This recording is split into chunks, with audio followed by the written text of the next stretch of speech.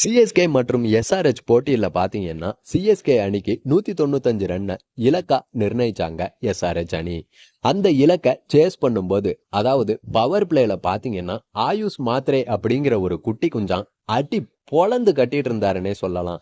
இந்த மேட்ச்ல மட்டும் இல்லைங்க, எல்லா மேட்ச்லயுமே பவர் பிளேக்குள்ளேயே உள்ள இறங்கி அடி துவம்சம் பண்றத வேலையாவே வச்சுக்கிட்டு இருக்காரு.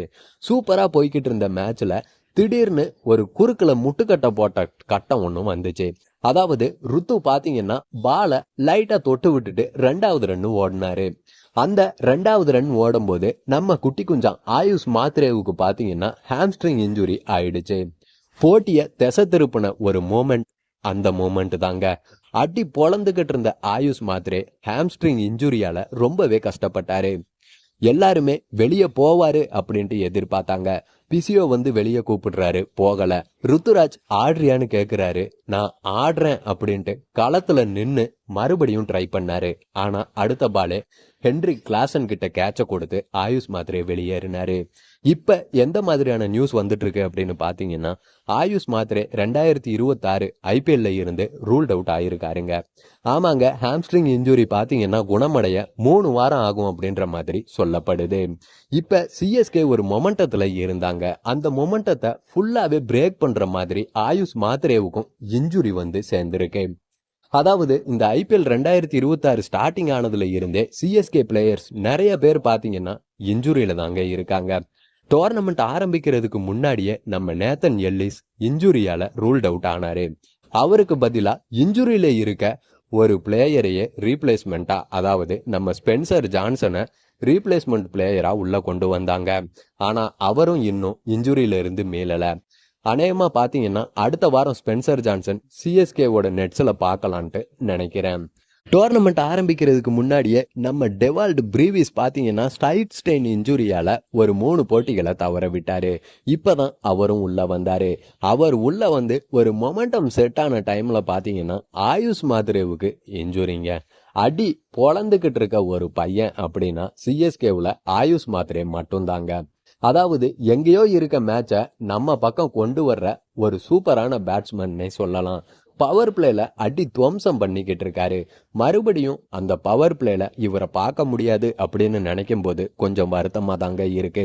ஒண்ணுமே பேனிக் ஆக வேண்டாம் சிஎஸ்கே ஃபேன்ஸ். இவர் ஆடின அதே இடத்துல நம்ம கிட்ட ஊர்வில் பட்டேல் அப்படின்ற ஒரு AK-47 கன்னே இருக்கு.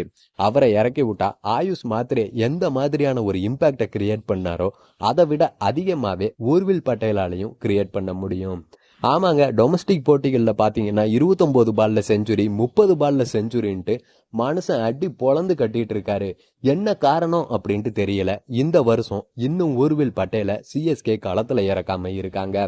என்னை பொறுத்த வரைக்கும் ஊர்வில் பட்டேல் பாத்தீங்கன்னா சிவம் டூபேவோட இடத்துல இவரை ஒரு ஹிட்டராவே யூஸ் பண்ணலாம். சிவம் டூபே என்னங்க செய்யறாரு? 2 கேட்ச விடுறாரு, ஒரு 6 அடிக்கிறாரு, போல்ட் ஆயிட்டு போயிடுறாரு. எந்த டயத்துல அவர் நின்னு மேட்சை எடுத்துட்டு போகணுமோ அந்த டயத்துல எல்லாம் அவுட் ஆயிடுறாரு. இல்லனா ஸ்லோவான ஒரு இன்னிங்ஸ கொடுக்கிறாரு. ஃபீல்டிங்ல சிவம் டூபேவை என்னதான் ஒளிச்சு வச்சாலும் சிவம் டூபேவை தேடித்தான் கேட்ச் வாய்ப்புகள் போகுது. அந்த கேட்சையாச்சும் மனுஷன் உருப்படியா பிடிக்கிறாரா? அதையும் விட்டுடுறாரு. சிவம் டூபே இடத்துலயே ஊர்வில் பட்டேல தான் ஆட வைக்கணும் அப்படின்றது என்னோட எண்ணமா இருந்துச்சு. இப்ப நம்ம ஆயுஷ் மாத்ரேவும் இன்ஜுரியால வெளியேறிட்டாரு. அந்த இடத்துல ஊர்வில் பட்டேல ஆட வச்சா ஆயுஷ் மாத்ரே கொடுத்த அதே இம்பாக்ட ஊர்வில் பட்டேல் கொடுப்பாரு. அதுல எந்த சந்தேகமும் இல்ல. போன ஐபிஎல்ல பாத்தீங்கன்னா, அதாவது 2025 ஐபிஎல்ல கடைசியில தான் வந்து சேர்ந்தாரு நம்ம ஊர்வில் பட்டேல். அந்த கடைசி ஆடின அவர் ஒரு 2 போட்டிகள்லயுமே சரியான இம்பாக்ட கொடுத்தாருங்க.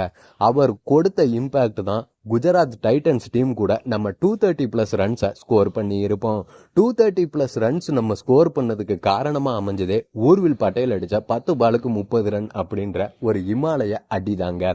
அந்த அடியை இந்த வருஷமும் ஊர்வில் பட்டேல் உள்ள கொண்டு வந்தாரு அப்படின்னா சிஎஸ்கே மறுபடியும் பவர் பிளேல அசத்துவாங்கன்ட்டே சொல்லலாம். ஊர்வில் பட்டேல் 1 டவுன் பேட்ஸ்மேன் மட்டும் கிடையாதுங்க. டொமஸ்டிக் எல்லாத்துலயுமே அவர் ஒரு ஓப்பனிங் பேட்ஸ்மேனா தான் களத்துல இறங்கி இருக்காரு. அவர் ஓப்பனிங் ஆடுனப்பதான் 29 பால் செஞ்சுரி, 30 பால் செஞ்சுரி எல்லாம் அடிச்சிருக்காரு. இப்ப கூட ஒன்னும் கெட்டு போகல. ருத்துராஜ தூக்கி 1 டவுன்ல போட்டு ஊர்வில் பட்டேலையும் நம்ம சஞ்சு சாம்சன் சேட்டாவையும் ஓப்பனிங் இறக்கி விட்டீங்கன்னா பவர் பிளேல கண்டிப்பா 100 ரன் இன்னும் எவ்வளோ மேட்ச் இருக்கு? 8 மேட்ச் இருக்கு. 8 மேட்ச்ல 6 மேட்ச் பவர் பிளேல பாத்தீங்கன்னா 80 ரன்களுக்கு மேல இவங்க 2 பேரால அடிக்க முடியும். இதை மட்டும் சிஎஸ்கே பண்ணாங்க அப்படின்னா வரப்போற இன்னும் 8 மேட்ச்ல 6 மேட்ச் ஜெயிச்சு பிளே ஆஃப்குள்ளேயே போலாம்.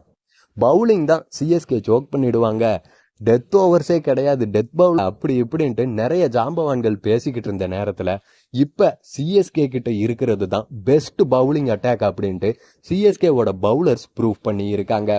அன்சுல் கம்போஜ் பாத்தீங்கன்னா சிஎஸ்கேவுக்காக 200% அவரோட உயிரை கொடுத்து பந்தும் போடுறாரு, பேட்டிங்ல மனுஷன் 6 அடிக்கிறாருங்க. ஃபீல்டிங்லையும் பாத்தீங்கன்னா சுறுசுறுப்பா இருக்காரு அன்சுல் கம்போஜ். அது மட்டும் இல்லாம பர்பிள் கேப்பையும் வாங்கி தன்னோட தலை மேல கிரீடமா வச்சிருக்காரு. இதுக்கு மேல என்னங்க வேணும்? ஜேமி ஓவர்டன் 150 ஸ்பீட்ல ஹார்ட் லென்த்ல சும்மா கும்மு கும்முன்னு அடிக்கிறாரு, பவுன்சர் சும்மா கும்மு கும்முன்னு ஏத்துறாரு. சரியான பவுலரா ஜேமி ஓவர்டனும் ஃபிக்ஸ் ஆயிட்டாரு. கடைசியில தான் சேர்ந்தாரு நம்ம குர்ஜப்ரீத் சிங். அவரும் பாத்தீங்கன்னா hard length back and slower பால்ஸ்ட்டு ஒரு வெரைட்டிஸ் காட்டிக்கிட்டு இருக்காரு. பவுலிங் சிஎஸ்கேவுல சார்ட் அவுட் ஆயிடுச்சு. ஸ்பின் ட்வின்ஸ் அப்படின்ட்டு அகில் ஹுசைனும் 100 அகமதும் சேர்ந்துட்டாங்க. என்னதான் அகில் ஹுசைன் டீம்ல சேர்ந்திருந்தாலும் லெஃப்ட் ஹேண்டர்ஸ் இருக்க டீமுக்கு எதிராக அகில் ஹுசைனை இறக்க மாட்டாங்க. யாருங்க சொன்னா லெஃப்ட் ஹேண்டர்ஸுக்கு எதிராக லெஃப்ட் ஆர்ம் ஸ்பின்னர் பவுலிங் போட முடியாதுன்ட்டு? அகில் ஹுசைன் லெஃப்ட் ஹேண்டர்ஸ்க்கும் சூப்பராகவே போடுவாரு. அவரையும் நம்பி லெஃப்ட் ஹேண்டர்ஸுக்கு எதிராக பவுலிங்கை போட வச்சாங்க அப்படின்னா சிஎஸ்கே கண்டிப்பா பிளே ஆஃப்குள்ள போகும். பவுலிங் சூப்பராகவே இருக்கு. பேட்டிங்ல ஒரு சின்ன மாற்றம் தான், ஆயுஷ் மாத்திரே வெளியே போயிட்டாரு. அவருக்கு பதிலா நம்ம ஊர்வில் பட்டேலை கொண்டு வாங்க. சிஎஸ்கே ஒரு பக்காவான சார்ட் அவுட் டீமா சூப்பரா இருக்கும்.